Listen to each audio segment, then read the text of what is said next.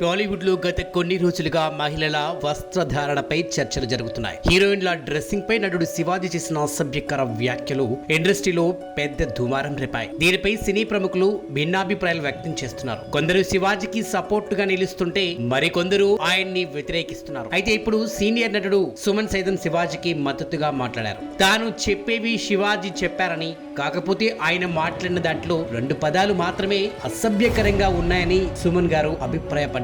మిత్రుడు శివాజీ కొన్ని అభిప్రాయాలను చెప్పారు. మనం మన హిందూ ధర్మాన్ని కాపాడాలి. గుడికి వెళ్ళినప్పుడు చాలా మంది ఖరీదైన చీరలు, నగలు వేసుకుని వెళ్తున్నారు. దానివల్ల పేద మహిళలు ఇబ్బంది పడుతున్నారని, తమకు నగలు ఎప్పుడు కొనిస్తారని ఇంట్లో గొడవలు పడుతున్నారని అన్నారు.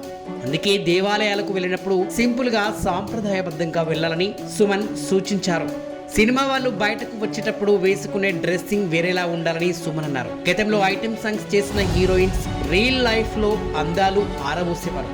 రియల్ లైఫ్ లో మాత్రం సాంప్రదాయ దుస్తులు ధరించేవారు. కానీ ఈ రోజుల్లో హీరోయిన్లు స్క్రీన్ పై కనిపించే డ్రెస్సులనే రియల్ లైఫ్ లో వేసుకుంటున్నారని, అలా బయటకు వచ్చినప్పుడు ఖచ్చితంగా కామెంట్స్ చేస్తారని, కామెంట్స్ చేయకూడదని మనం చెప్పలేం కదా అని అన్నారు. మహిళలు ఫ్రీగా ఉండడానికి వారికి సౌకర్యం ఉండే దుస్తులు వేసుకుంటున్నారని, ఇంట్లో ఉంటే నైటీలు, స్పోర్ట్స్ కి వెళ్ళినప్పుడు ఒక డ్రెస్, ఆఫీసులకు వెళ్ళినప్పుడు ఇంకో డ్రెస్, స్కూల్ కి కాలేజీలకు ఒక డ్రెస్, ఇలా రకరకాల డ్రెస్సులు వేసుకుంటారని, దానిపై తాను ఎలాంటి కామెంట్స్ చేయాల్సిన అవసరం లేదని, కానీ టెంపుల్ కి వచ్చేటప్పుడు మాత్రం సాంప్రదాయమైన దుస్తులు వేసుకోవాలని కోరుతున్నానని సుమన్ అన్నారు.